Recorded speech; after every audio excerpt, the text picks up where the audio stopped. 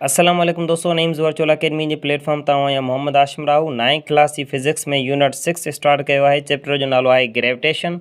ही जेको चैप्टर आहे, इन चैप्टर जे अंदरि तक़रीबन तव्हांखे डेरिवेशनूं मिलंदियूं, डेरिवेशन ड्राइव करणियूं आहिनि, पर पाण खे टेस्ट जे हवाले सां पढ़णो आहे, इन करे डेरिवेशनूं त पाण खे ड्राइव न आहिनि करणो। पाण खे इन चैप्टर मां उहे विषयूं खणी पढ़णियूं आहिनि जेके पाण खे टेस्ट में माना जंहिंजे अचण जा चांसिस वधीक आहिनि। मिसाल तौरु हिन चैप्टर जे अंदरि तव्हांखे कुझु वैल्यूज़ मिलंदियूं, जीअं मास ऑफ अर्थ जी वैल्यू तव्हांखे यादि करणी आहे, ग्रेविटेशनल कॉन्स्टेंट जी वैल्यू तव्हांखे यादि करणी आहे, ठीकु आहे। ऐं उनखे अलावा एस्केप वेलोसिटी छा हूंदी आहे, ऑर्बिटल वेलोसिटी वग़ैरह छा हूंदी आहे, इन्हनि शयुनि खे पाण खे पढ़णो आहे, ठीकु आहे। त सभ खां पहिरियां चैप्टर जे अंदरि जेको टॉपिक अचे थो, इम्पॉर्टेंट टॉपिक जेको मूंखे सम्झ में आहे, उहो आहे लॉ ऑफ ग्रेविटेशन। त हीअ स्टेटमेंट थी सघे अची सघे थी त ॾियण वारो कहिड़ो हुयो? सर आइज़ैक न्यूटन हुयो, मशहूरु आहे।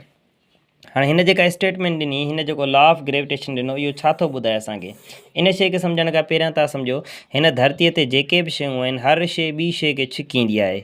हर शइ ॿी शइ खे छा कंदी आहे? छिकींदी आहे। मिसाल तौरु हीअ ॿ बाल आहिनि, हे अगरि जेकॾहिं ॿ बाल हिक ॿिए जे साम्हूं पिया हूंदा त हिन जे अंदरि बि हिकिड़ो फोर्स हूंदो जेको हिन बाल खे छिकींदो, ऐं हिन जे अंदरि बि फोर्स हूंदो जेके हिकिड़ो फोर्स हूंदो जेको हिननि ॿिन्ही बालनि खे पाण में मिलाइण जी कोशिशि कंदो, ठीकु आहे। हाणे ही लॉ ऑफ ग्रेविटेशन आहे, इहो तव्हांखे ॿुधाए थो त हीउ जेको फोर्स आहे इहो छा ते डिपेंड करे थो। यानी ॿ शयूं जेके हिक ॿिए खे छिकीनि थियूं त उन्हनि जे छिकण वारो जेको फोर्स आहे उहो डिपेंड छा ते थो करे, ठीकु आहे। ऐं उनखे मालूम करण जो फार्मूलो पाण खे लॉ ऑफ ग्रेविटेशन मां मिलंदो।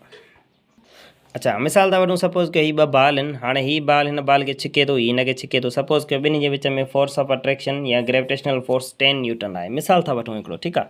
पर अगरि जेकॾहिं पाण हिन जी साइज़ वधाए छॾियूं, हिकिड़ो बाल, ॿई बाल वॾा खणूं, हाणे हिननि जे विच में छिकण वारो फोर्स साॻियो रहंदो, वधंदो या घटिजंदो?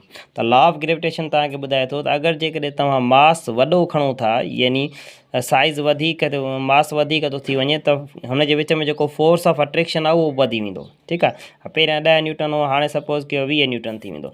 यानी मासिस खे वधाइण सां फोर्स ऑफ अट्रैक्शन वधी वेंदो आहे। मासिस खे वधाइण सां फोर्स ऑफ अट्रैक्शन वधी वेंदो आहे। ऐं ॿी पॉइंट, अगरि जेकॾहिं इहे साॻिया ई बाल, हिकिड़े बाल साइज़ ॿिन्ही जी साॻी आहे, पर हिकिड़े खे मां हेॾां हेतिरो रखां परे, ॿिए खे मां हेतिरो परे रखां, हाणे त विच में फोर्स ऑफ अट्रैक्शन सेम रहंदो या घटि थींदो या वधि थी वेंदो? जेॾीमहिल असां हिन जे विच में ही रेडियस जेको आहे इहो वधाए था छॾियूं, त वधाइण खां पोइ छा थींदो? हिन जे विच में जेको फोर्स ऑफ अट्रैक्शन आहे उहो 4 टाइम्स ते डिक्रीज़ थी वेंदो। उहो केतिरो डिक्रीज़ थी वेंदो? 4 टाइम्स ते डिक्रीज़ थी वेंदो। सपोज़ कयो ॿिन्ही जे विच में अगरि जेकॾहिं 4 न्यूटन फोर्स हुयो, सपोज़ कयो 4 न्यूटन फोर्स हुयो, ऐं हिननि जे विच में जेको मुफ़ासिलो आहे उहो बि 4 मीटर आहे। हाणे अगरि जेकॾहिं तव्हां हिन जो मुफ़ासिलो डबल था करे छॾियो, यानी 8 मीटर था करे छॾियो, त फोर्स ऑफ अट्रैक्शन जेको हुयो उहो वरी 1 न्यूटन थी वेंदो, यानी 4 टाइम्स ते डिक्रीज़ थी वेंदो, ठीकु आहे। ॻाल्हि करण जो मक़सदु इहो थियो त जेॾीमहिल जेके ॿ बॉडीज़ आहिनि, ॿ ऑब्जेक्ट आहिनि, जिन जे विच में फोर्स ऑफ अट्रैक्शन आहे उहो डिपेंड थो करे हुननि जे मासिस ते। मासिस सां हुनजो डायरेक्ट रिलेशनशिप आहे, ऐं उन्हनि जे विच में जेको मुफ़ासिलो आहे, जेको डिस्टेंस आहे, उन सां वरी हुनजो इनवर्सली रिलेशनशिप आहे। अचो त स्टेटमेंट लिखूं था। अच्छा, त स्टेटमेंट जेका तव्हांखे ॿुधाए थी लॉ ऑफ ग्रेविटेशन जी, सा ॿुधाए थी the force of attraction between 2 objects. के बि ॿ शयूं आहिनि, ॿ जिस्म आहिनि, उन जे विच में जेको फोर्स ऑफ अट्रैक्शन आहे is directly proportional to the product of their masses. यानी हिननि जे विच में जेको फोर्स ऑफ अट्रैक्शन आहे सो डिपेंड थो करे हिननि जे मासिस जे प्रोडक्ट ते। सपोज़ हिन जो जेतिरा मास वधीक ओतिरो प्रोडक्ट वधीक निकिरंदो, ऐं जेतिरो प्रोडक्ट माना ज़रब आहे। सपोज़ कयो हिन जो मास 2 किलोग्राम आहे, हिन जो मास 2 किलोग्राम आहे, ॿिनि खे ॿिनि सां ज़रब कंदासीं थी वियो 4। पर जेकर हिन जो हिन जो मास हुजे हा 4 किलोग्राम, हिन जो मास हुजे हा 4 किलोग्राम, त चइनि खे 4 सां मल्टीप्लाई कंदासीं, जवाबु घणो ईंदो? 16 ईंदो, ठीकु आहे। त इहो थी वियो हिन जो प्रोडक्ट। त तव्हांखे force of attraction between 2 objects is directly proportional to the product of their masses and inversely proportional to the square of their distance. ऐं हिन जो जेको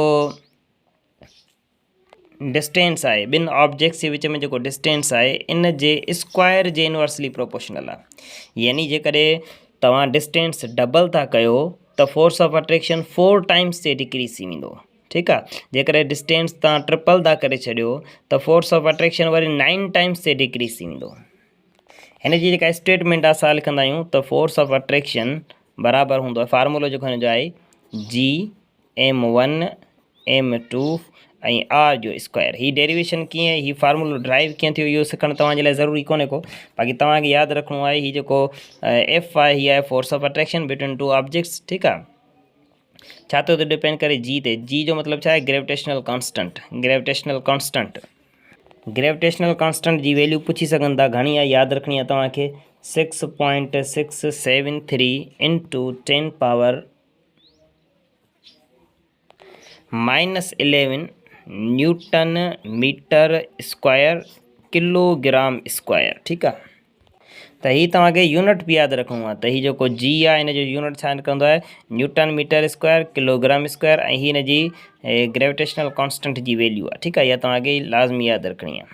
उन खां बाद में m1 जो मतिलबु आहे यानी ही मास, ही हिन ऑब्जेक्ट जो मास, m2 जो मतिलबु आहे हिन ऑब्जेक्ट जो मास, r जो मतिलबु आहे रेडियस। हाणे रेडियस हिन ऑब्जेक्ट जे सेंटर खां ॿधबो हिन ऑब्जेक्ट जे सेंटर ताईं, ठीकु आहे। त हिन खे असां फार्मूलो हिन जो आहे जी एफ बराबरि हूंदो आहे जी m1 m2 ऐं r जो स्क्वायर।